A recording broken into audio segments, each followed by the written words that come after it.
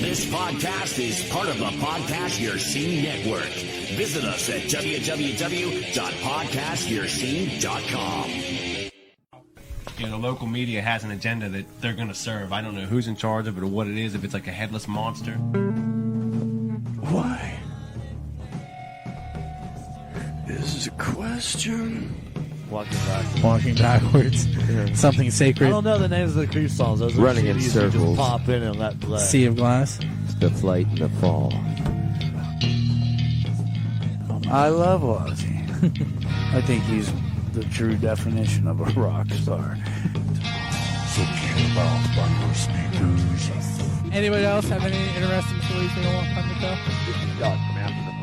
Hey, this is John Lane from the Thriving Metropolis of Leechburg, Pennsylvania. The Pennsylvania Rock Show, featuring the best unsigned rock that Pennsylvania has to offer.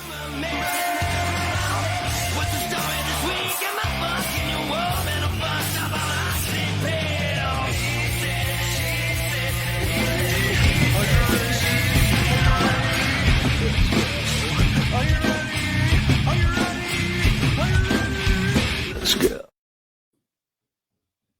What's up, everyone? This is Bill, and you're tuned in to the Pennsylvania Rock Show, featuring the best unsigned rock and metal that Pennsylvania has to offer, right here on PARockShow.com, xrpradio.co.uk in the Highlands of Scotland, oldiesxl.com in Philadelphia, Pennsylvania, roodaroo.radio.com in the beaches of San Diego, California, music from 412.com, both radio and video in Pittsburgh, Pennsylvania.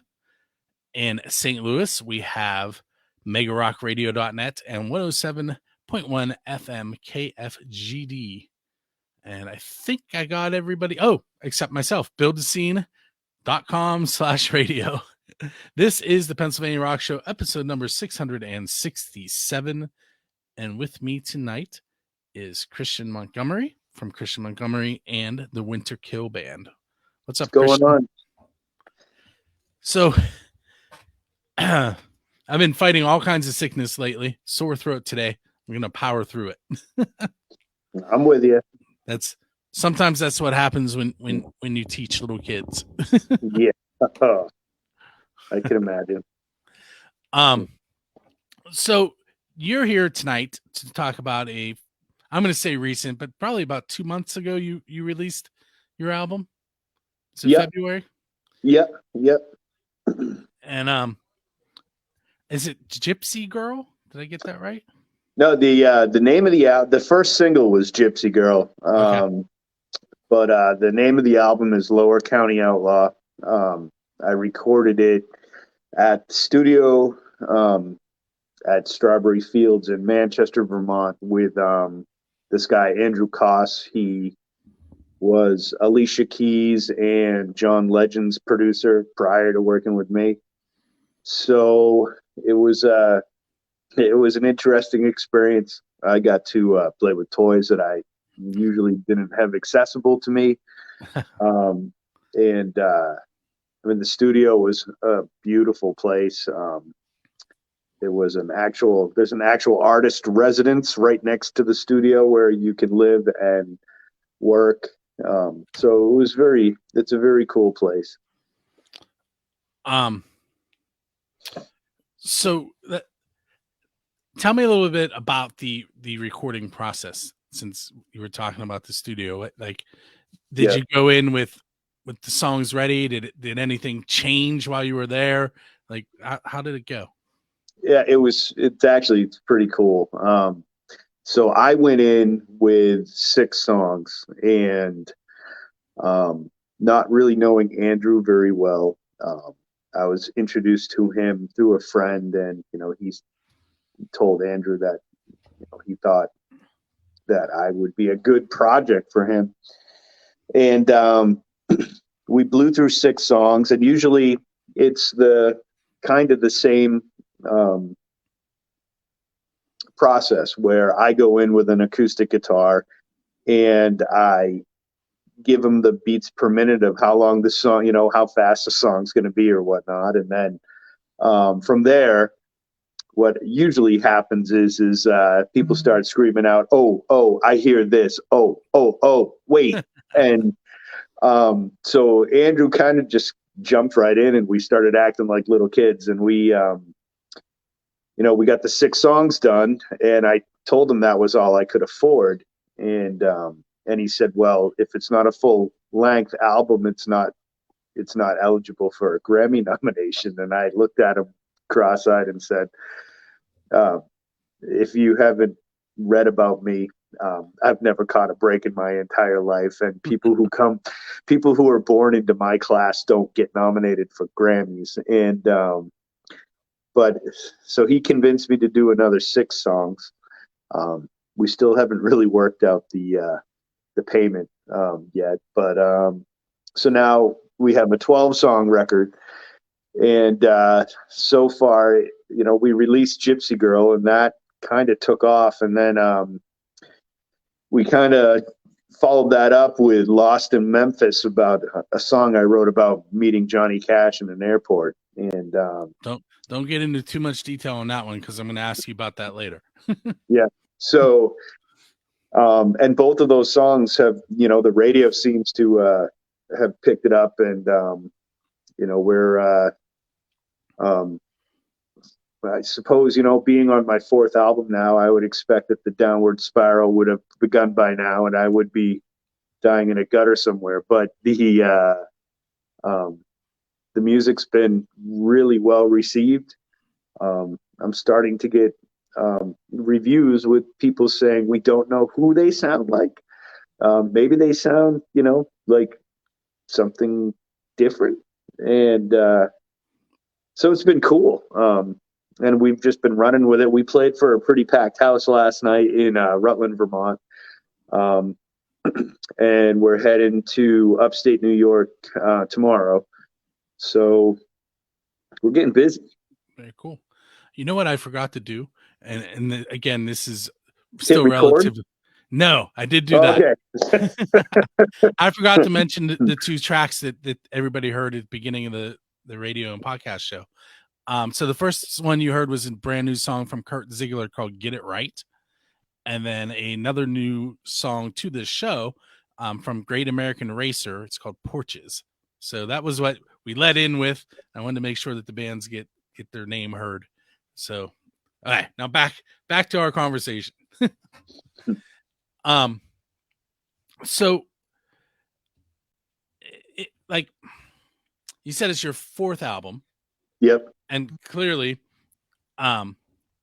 this one being recorded in Strawberry Fields and with the producer, that seems to me like you, the fact that you wanted to talk about that this is probably the first one that went that route.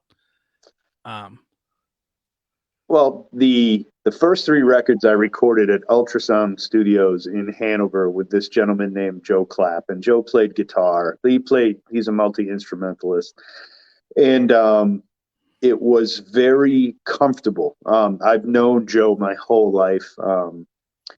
He's one of the most talented people I've ever met. He picks up any instrument and he just writes hits. This was, I was just talking to a journalist the other day, and he said, "Gosh, it seems like this guy really pushed you to not necessarily made me uncomfortable, but he definitely he threw different instruments at me that I wasn't used to working with. This album has a lot of keys, which I've had keyboards on other records, but not as like a staple instrument. I've always been a more guitars guy, and a lot of layered vocals, and this was very performance oriented. I can't tell you how many times Andrew said, "Can you give me one more of those? Can you give me one more of those? Can you give me one more of those?" So it was definitely, the equipment that we got to use, so it was all state of the art stuff, and He has a very nice studio. It really is. I mean, when they say state of the art, it's a state of the art studio, from the architecture of the building to the equipment. So, and the studio musicians were all people that he had gone to Berkeley with, and so he kind of spared no expense, and you'll hear it in the quality of the songs. It's just I still listen to them. It's only been a couple of weeks old, really, and I still hear something different every time I listen to it. And I think that was kind of Andrew's plan, was to snuck all this stuff in there, So, I tell you what, Christian, what we're going to do is we're going to take a quick break. I'm going to play the song, and we'll talk about it when we come back from the break. I'm going to play two tracks. We're going to play the Jeremy Edge Project Sunrise, and we're going to follow that with Christian Montgomery and the Winter Kill Band, Lost in Memphis, and we'll come back and talk about it. Those of you on the video side, you're going to see something a little different than that, but we'll be right back. The Pennsylvania Rock Show live Mondays on Music from the 412. Join host or not. Let me try that again.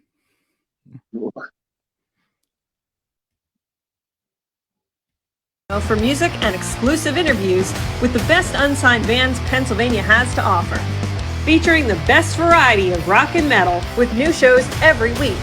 Plus, you can catch replays every Saturday morning and stream us on the radio. Want to get your band featured in an upcoming episode? Visit Build the Scene online for submissions and additional information.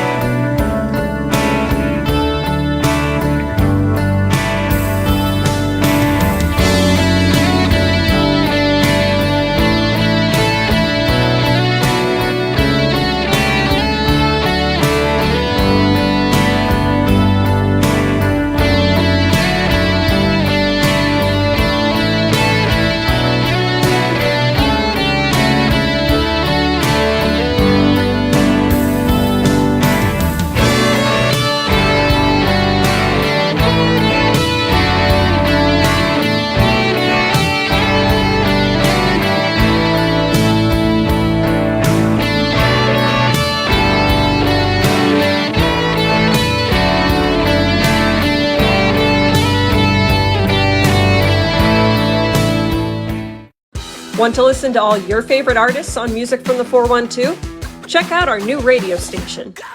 Listen to Music from the 412 radio online or stream to your favorite smart device. Our station offers variety like no other, playing tracks from original, local, and national artists. Plus, you can submit your own original music for a chance to be featured on our 24/7 station. All music, all the time. Tune in to Music from the 412 radio today.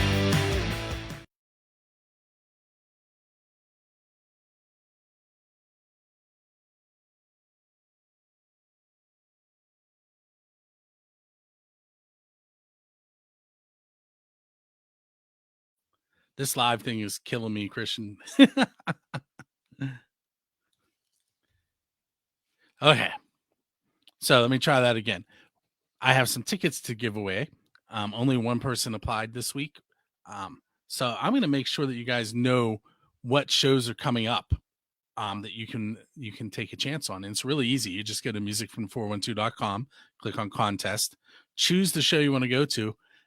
You share it, tag Music from the 412, tag Dresky Entertainment, and send us your email. And the only reason you send us our email is so that if you win, Dresky Entertainment can email your tickets. It's really that simple. Then you come here on PA Rock Show on Monday and find out if you won. So the winner of the tickets to Wigwam with Dying Breed and the Cheats is Jeff Brooks. He'll be receiving his tickets probably tonight or early tomorrow morning. And then what we have coming up in the ticket giveaways, we have the Bacon Brothers with Jeff Ferrari. That show is at Jurgles on April 28th. And then May 7th, we have Lita Ford with Modern Fossils and A Common Crown on May 7th. On May 9th, we have the Drive-By Truckers. We also have, let's see, on the 17th, Rick Wachowski and Joe Grushecki at Jurgles. And then on May 22nd, Ugly Kid Joe, who has not played in the States in a long time, is going to be playing. I believe that is also at Jurgles. So those are all shows that you can win 2 tickets to simply by sharing the post and sending us your email. And then I just spin this little wheel, and whoever's name it stops on, that's who's going to win the tickets.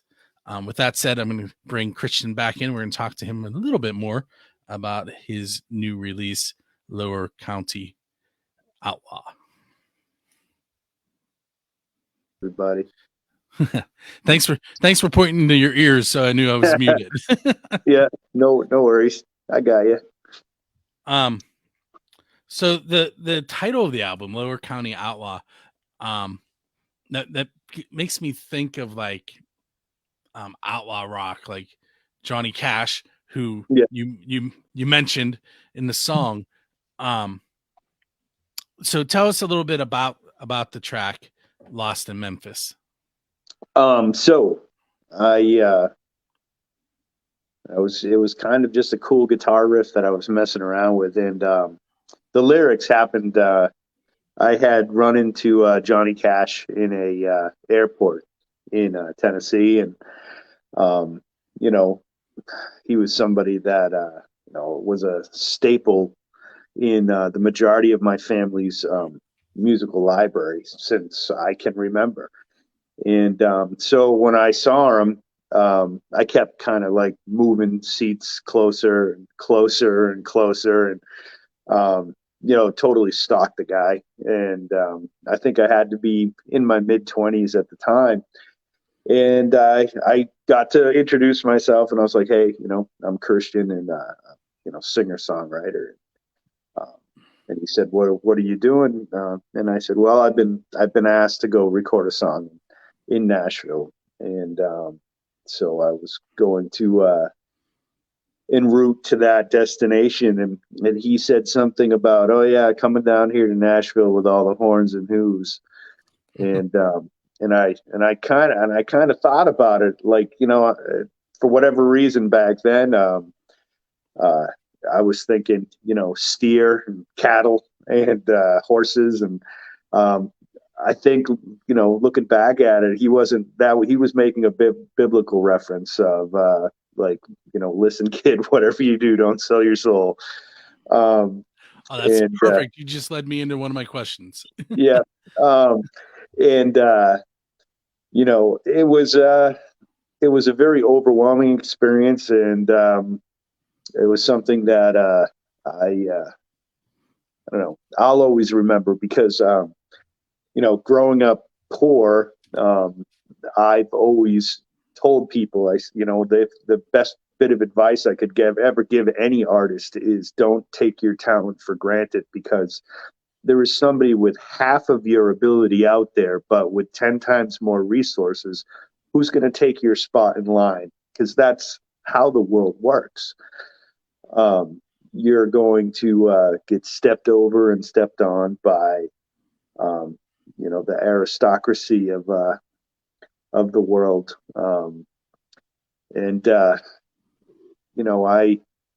I used to believe in that old Irish proverb that, history was written by the winners and the songs were written by those who suffered. But it's become an all-encompassing thing now, where the winners get to control everything.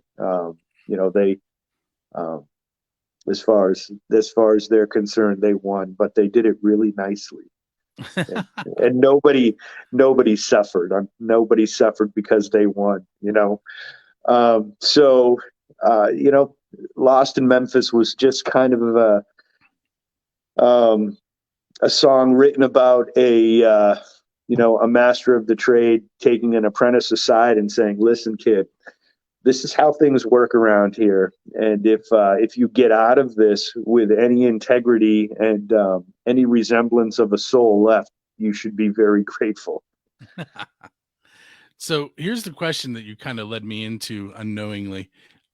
So Robert Johnson the lore is that he sold his soul to the devil at the crossroads. So Yep. if you're standing at those same crossroads, what are you there for? What are Me? you? Yep. What are you going to offer the devil? In other words, and not that's a metaphor. What is something that you haven't reached musically yet that you really, really are still reaching for? Oh gosh, superstardom.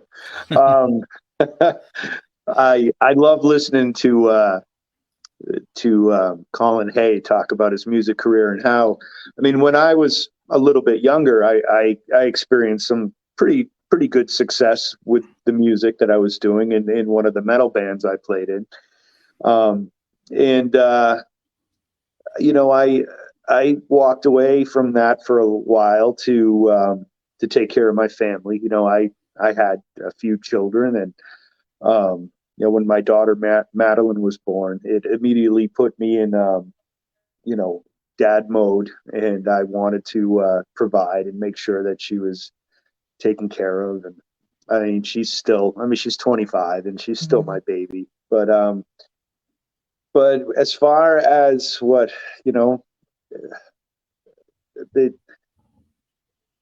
Country 102.5 wrote that my life was something that movies were made out of. A music journalist once said that my life made Hemingway look like a Cub Scout. I mean, I traveled to Nicaragua in the early 2000s and have pictures of me hanging out with AK-47s. I swapped the rebels and gave them a guitar to hold, and I took a picture of them, and they gave me a rifle that they said they had killed multiple people with. I think if I met the devil at the crossroads, he'd probably give me a pass and say, listen, man, I've already pretty much taken everything away from you already. There's not much left to give. And I'm sure he would also say, and we don't want you down there because I sure as hell don't want any competition. I had a cousin who used to tell me that the devil sent him back. Yeah. No, I mean, I was married to her for a little while, so ouch. I got out of that. All right, so here's my first real oddball question for you. What is the best pizza that you've had because you're a musician? So you have to find a way to link the pizza to being a musician. Oh, the best pizza I've ever had to being a musician? Yep. So maybe on a way to a gig, on the way home, at a gig, at a recording session, something along those lines. So here, this is cool. You know who? Now his name will come back to me. Richie Havens. Sorry, if you remember Richie Havens, he was a big Woodstock guy. And there's a place in Stockbridge, Vermont called the Wild Fern. And this gentleman, Rick Reddington, who was Richie Havens' opening act for a while, owns a pizza shop in downtown. Well, there really isn't a town. Stockbridge is more like a village. It's a village nestled in between two mountain ranges up here in Vermont. And his partner or girlfriend, Heather, makes these pizzas that it was a Vermont, like it was arugula, apple, maple syrup, and cheese. It was just this most amazing creation, and it was the bread was, she told me it was gluten free, but it tasted like the richest bread I had ever had in my life. And I performed there too. So that was Rick comes out and he's wearing his apron, and he's, passing out pizzas to the band and paying us for our evening. And I was just absolutely thrown back by how good this pizza was. So if you ever get a chance to go to the Wild Fern in Stockbridge, Vermont, I would suggest getting the Vermont pizza. Very cool. All right, so we're going to take another break. We're going to hear from 7 Mile Run, their song Night to Remember. On the video side, you're going to hear the concert calendar, and we'll be right back.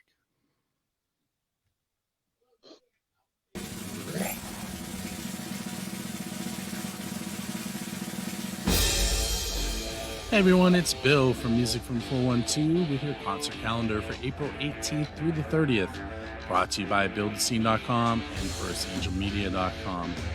Tuesday, April 18th, 7:30 p.m. to 11 p.m. Mustard Service with Trenton Antle, The Roof, and Ryan Wright at the Hard Rock Cafe in Pittsburgh, $15. Friday, April 21st, 7:30 p.m. Heroes Bar and Grill Open Mic Night Series with your hosts Cheech and Redneck. Saturday, April 22nd, 2023, 7 p.m. to 10 p.m. It's the Regal Suite Pornos at CWP Beer Barge. Artist and the Shakers at 8 p.m. 2023 CD release party at Moondogs, $8. Sunday, April 23rd, 2 p.m. Western Pennsylvania Blues Society's 18th Annual Blues Challenge at the Coriopolis VFW. Monday, April 24th at 6 p.m. Wigwam with special guests Dying Breed and the Cheats, $25. That is at Jurgles. 9 p.m. Broom. It's a live interview for the Pennsylvania Rock Show on musicfromthe412.com. Friday, April 28th, 6 p.m. The Bacon Brothers, Jurgles Rhythm Grill with Mark Ferrari. 7 p.m. Sunny Days and the Weathermen, Helsinki Bus Station, and the Maple Waves at Squirrel Hill Sports Bar, $10 cover. 7:30 p.m. Heroes Bar and Grill, Katanning, Friday night open mics, and the host is Terry Lee Spencer. 10 p.m. The legendary Hucklebucks with 13 Bends at McGarvey's Bar and Grill. Saturday, April 29th, 6 p.m. Draxus Book of Life CD release party at Night Courts in Ford City. 7 p.m. Harry Von Zell's Creed Moores and Pink Gin Marabas at the Government Center. 8 p.m. to 11 p.m. at Moondogs, Bill Toms, and Hard Rain, $15 cover. 8 p.m. to 11 p.m. Medusa's Disco with legendary Hucklebucks at Squirrel Hill Sports Bar in Squirrel Hill. That is a $15 cover. Sunday, April 30th, 2 p.m. to 6 p.m. The PA Band Initiative Jam Sundays at Steamworks Creative. We also have your chance to win 2 tickets to select upcoming Drusky Entertainment shows, including Wigwam with Dying Breed and the Cheats on Monday, April 24th. I'm going to go ahead and cut that part off because I already talked about what shows were coming up. I have to there you go, Christian. I got you. So anyway, that is the concert calendar for the next 2 weeks. That will air both on the radio side of Music from the 412 and the TV side, just like this show does.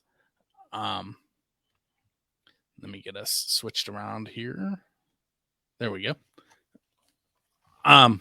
Hey, so we're into segment 3. I'm going to throw some more oddball questions at you.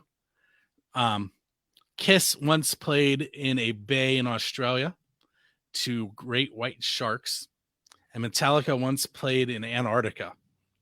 What is a non-standard venue that you would like to play at? Non-standard venue. Well, I've played on the ocean. I've played on a boat. I would like to play in a natural amphitheater in the mountains. That would be kick-ass. Get that natural mountain reverb going. I might have to add that there is one in Stockbridge, Vermont at the Wild Fern that I didn't get to play at outside because it was winter. So I might be able to make that dream come true this summer. Cool. So you mentioning winter brought me back to the band name, and I know I asked you this on 3 Questions in a Song, but what does Winter Kill Band mean? So one of my good buddies is a we go hunting, and he is a member of the Wampanoag Tribal Council.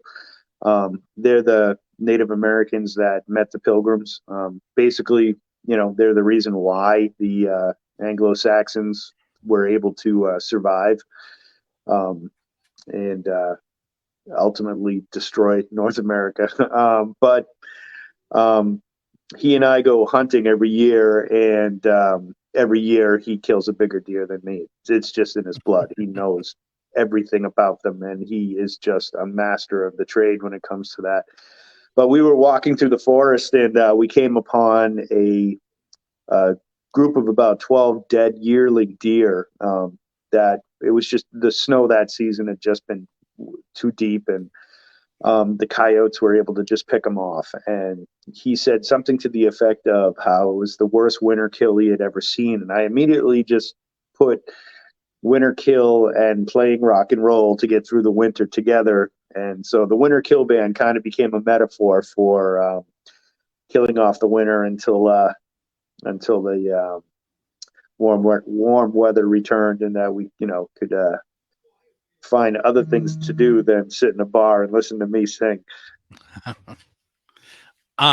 Now you mentioned on the album that you use studio musicians. Is there an actual band that goes out with you? Yeah. Right now I am performing with a gentleman named James Pesler, who plays drums. Jake Hill plays bass, and John Clark plays guitar. We have a keyboard player who comes and sits in on occasion when he's not working with the famous bands that he's with, and he's willing to take a pay cut to play with me. He usually shows up too. But he's played with Hall & Oates and a bunch of other players too, but he's a pretty humble guy. And then Andrew Koss, my producer, also plays drums, and he comes and sits in on some shows and plays drums. That's kind of like a little bit of the deal as far as compensation is. Now that we're coming out of the post-COVID world, he was like, this is a band and some songs that I would like to maybe put a little bit more effort into. And he's, like I said before, he's produced John Legend and Alicia Keys and all these famous people. I think it's just nice for him to be able to play with a nobody like me, and be inconspicuous. I think it just makes him feel more like a working class guy. What is something embarrassing that's happened to you on stage? That's embarrassing. Well, I want to make a joke and say, don't ever trust a fart, but but that hasn't happened. So I'm a type 1 diabetic, and so when my blood sugars get high, I can take some insulin and it brings me back down. And the feeling of a high blood sugar is often kind of like your heart just races a little bit. You know what's happening. But when you have a really low, I've had a very low blood sugar on stage, and that's when you almost pass out and you get a little loopy. And I'm not of the age yet where that should be noticeable. But there was a show where at the last song, I was just letting loose. And for about the last 30 seconds of the song, I was looking at my guitar player saying, "What the hell are we doing here again?" and he was like, "You need to drink a Pepsi." It was, that was pretty embarrassing. That was like an old man moment. It was kind of like just a one-time thing. It doesn't happen a lot. It's just when I'm like really getting into stuff and exercising hard, running around the stage, things could get, Could cause my blood sugar to drop, but I'm good now. Let's say you're leaving a gig and there's a DeLorean sitting there with its door open and a flux capacitor in the back seat. Yep. Where are you going in time, and what band are you going to hang out with? Oh, but it's definitely going to be the Beatles. It would have to probably be like right around their last record, so I could kind of watch the process of them falling apart and trying to kill each other. I would love to have been there for some of their more dysfunctional moments, because I'm sure that they had a lot of them, but I don't think we get to hear about them. But that I would have loved to have been a fly on the wall. Cool. So this next question, I call it the official Build the Scene question, because there's a whole storyline that goes with it, how it came about. But who is your Dave Grohl? And by that, I mean, who do you want to go up on stage with and perform one of their originals? Peter Gabriel.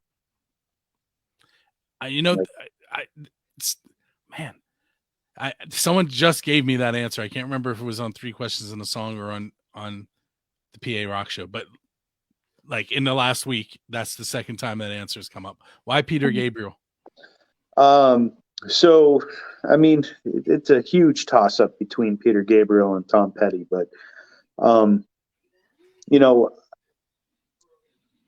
as a working guy, Peter Gabriel, for somebody like me, should probably be a little taboo, because, I mean, his great grandfather was the mayor of London, and he comes from a long line of sirs and lords and, people of privilege. But Pete has always seemed to have been able to overcome his lot in life to be able to look at the world from a third person's point of view and describe what he's writing about perfectly.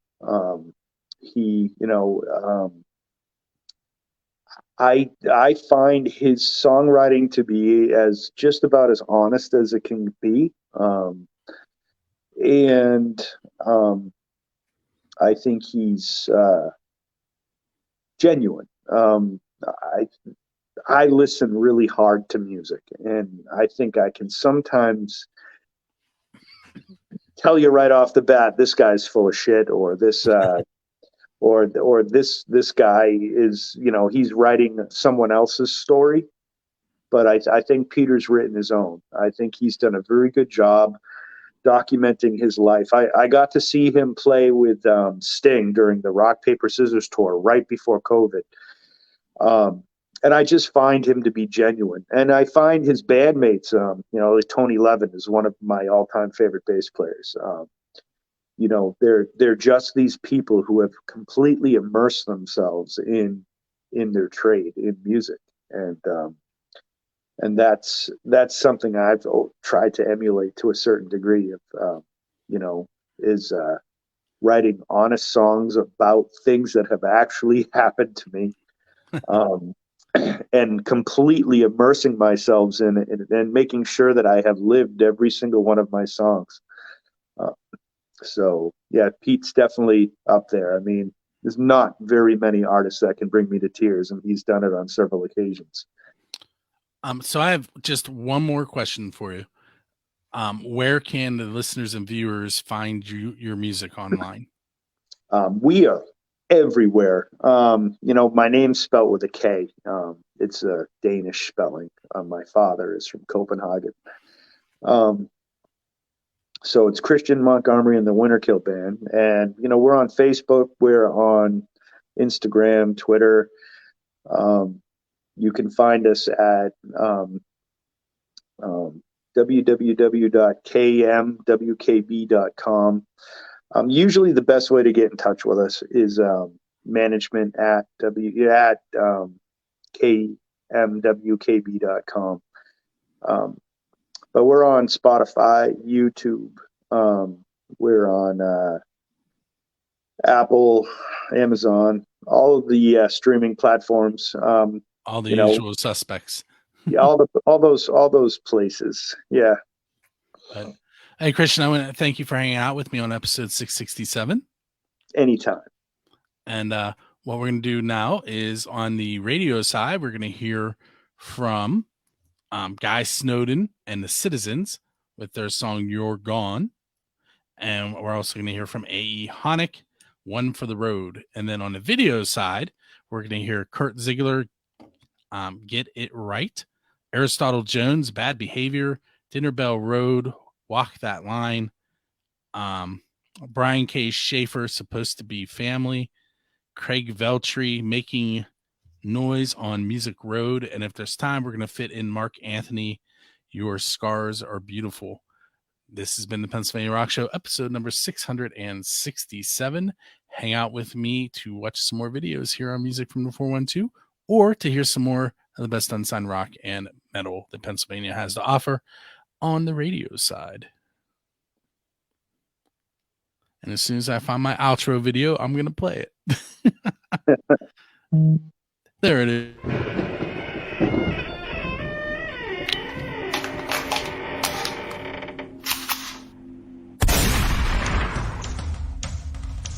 This episode of the Pennsylvania Rock Show has ended, but be sure to subscribe to be introduced to more of the best unsigned rock and metal that Pennsylvania has to offer. Don't forget to rate and review the show, and we'll see you on the next episode.